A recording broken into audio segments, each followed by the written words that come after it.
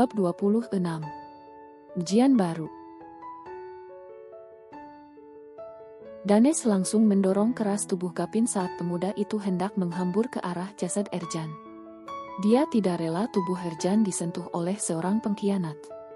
"Untuk apa kamu datang? Bukankah ini yang kamu inginkan? Melihat ayahmu mati supaya kamu bisa menikahi wanita murahan itu," sentak Danes setelah berhasil memukul mundur adiknya. Bibir Gapin bergetar hebat, sementara matanya menganak sungai. Dia memang ingin merebut Aina dari tangan ayahnya, tetapi bukan seperti ini yang dia harapkan.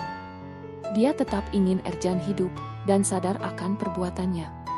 "Aku bersumpah, aku tidak pernah memiliki niat seperti itu," balas Gapin sungguh-sungguh, tapi Danes selalu melayangkan tatapan permusuhan. "Omong kosong." Danes kembali maju dan mendorong dada Gapin, hingga pemuda itu terhuyung. "Aku yakin semua yang kamu tunjukkan ini hanyalah sandiwara." Sementara dalam hatimu tertawa senang, karena akhirnya dapat kamu kalahkan. Semua pasang mata menonton perdebatan sengit itu, seolah tak ada yang mampu untuk memisahkan. "Aku tidak seperti yang kakak pikirkan," sentak Gapin, tetapi Danes tak peduli, dia malah terus memojokkan adiknya. "Lalu kemana kamu semalam? Hah, bukankah kamu membawa pergi wanita hina itu? Katakan di mana kamu di saat Dadi sekarat," teriak Danes. Dia ingin kembali menghajar adiknya yang sedari tadi tidak melawan. Namun tiba-tiba Alec keluar dan menghentikannya. "Tuan muda, cukup." Seketika itu juga Danes menghentikan laju tangannya. Dia mendesah kasar. "Sekarang bukanlah saatnya untuk berdebat. Mari kita antar Tuan Besar bersama-sama. Berikan yang terbaik di hari terakhirnya," sambung pria itu.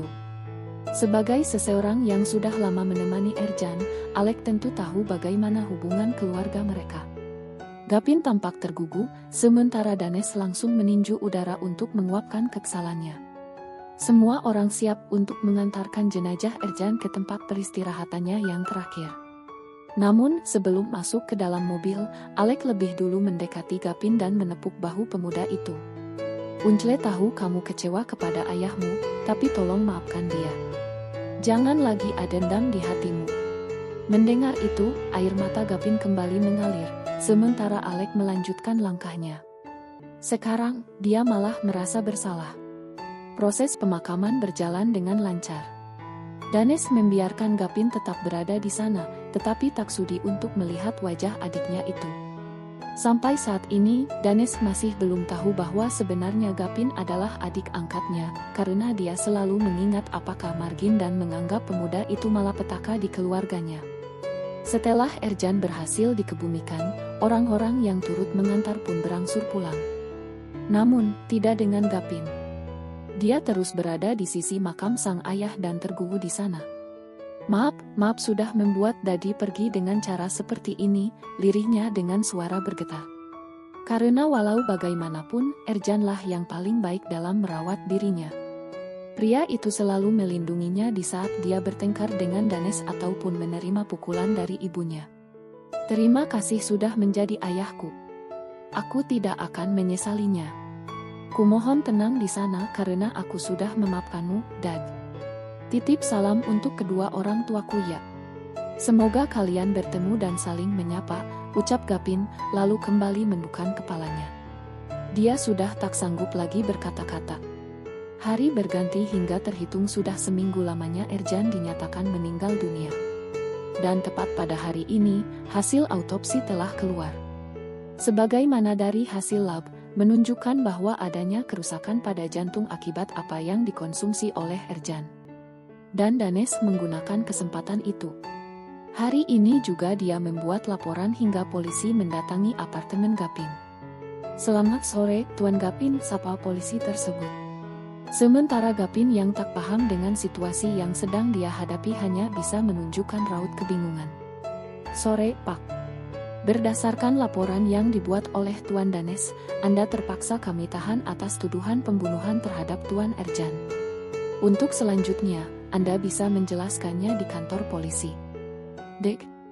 Jantung pemuda itu terasa tersentak. Aina yang saat itu sedang bersamanya sontak ikut keluar dan melihat ada dua orang polisi di sana. Ada apa ini, Gap? Tanya Aina, tetapi Gapin tidak menjawab. Dia malah menyerahkan kedua tangannya untuk diborgol. Aina yang terperangah sontak menahan lengan Gapin.